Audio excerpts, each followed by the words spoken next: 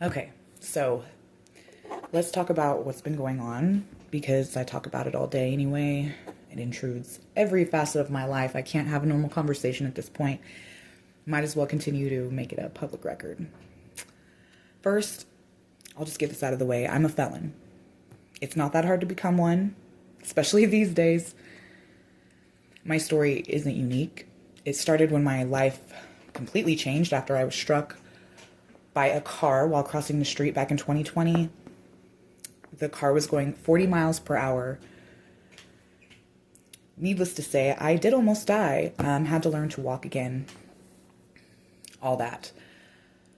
After that, I ended up homeless, started using again, got popped for possession. I was just walking down the street with a warrant that I knew I had, in public, and I had a bunch of drugs on me, and they picked me up. So anyway, I did my time and paid my case off. I thought I had moved on from that point in my life. I took responsibility and I paid my debt to society and the legal system as well. That's my past.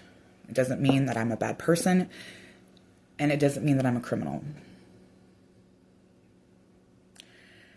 It definitely doesn't give the police a right to target me. Like I said, my first really bad interaction with law enforcement was my DUI arrest, which is detailed on my YouTube page. The entire arrest is actually there to view. And that was my first interaction with really unaccountable law enforcement and really assumptive, presumptive, hunch type law, which law is not based on hunches. It's not. So anyway, the current issue that I'm navigating at this point is in Reno County, Hutchinson, Kansas.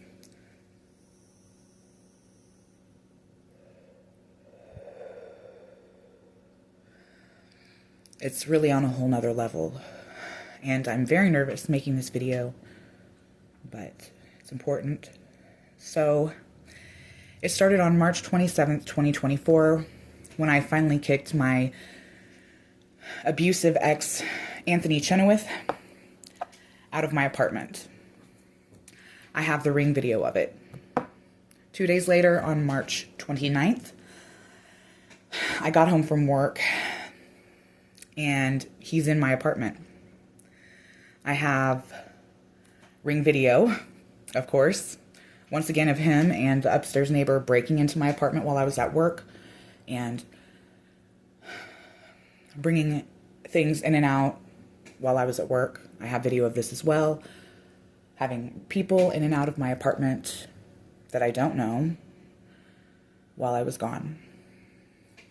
When I got home that evening, I had already had plans to go and meet with my family for Easter weekend. So I got home, I got my things together, and Anthony had offered to let me use his vehicle, this vehicle that he had just suddenly acquired, and it felt strange. I drove around the block, and then I parked it, and I was like, I'm going to get a different ride. So anyway, I got a different ride, and I left town.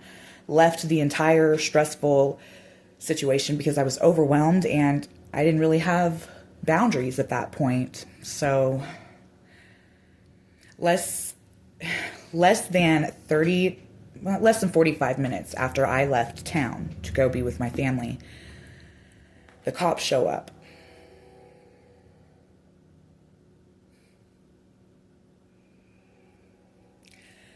So when I went out to the truck, I didn't even look to see where Anthony went. Honestly, I couldn't have cared less. He had broken into my apartment after I had forced him out, and I just felt completely helpless. So the cops come and they knock on my door, and that is when I speak with Detective Dalton Leonard. So, so when we interact on the Ring doorbell, and here's where the lie is formulated. Initially, I have here Officer Leonard's sworn affidavit for the search warrant. It is actually one of the exhibits in my case currently. And I have the transcript as well and the video. So I have about 7 minutes of recorded conversation between myself and Leonard where I explain to him that I'm not in town, I don't have a vehicle,